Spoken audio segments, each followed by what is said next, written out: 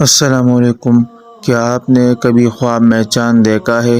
تو جان لے یہ کوئی عام خواب نہیں، یہ خواب نور، رحمت اور اللہ کی رضا کا پیغام ہوتا ہے۔ علماء تعبیر کے مطابق خواب میں چاند دیکھنا اللہ تعالیٰ کی برکت، روشنی اور ہدایت کی علامت ہے۔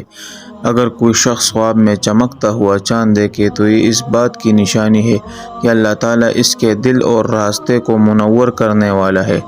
اگر چاند پورا ہو تو یہ کامیابی، عزت اور نیکی کے ظاہر ہونے کی علامت ہے، اور اگر چاند آدھا یا چھپا ہوا نظر آئے تو یہ اس بات کی طرف اشارہ ہے کہ انسان کو اپنے ایمان یا فیصلوں میں مضبوطی کی ضرورت ہے۔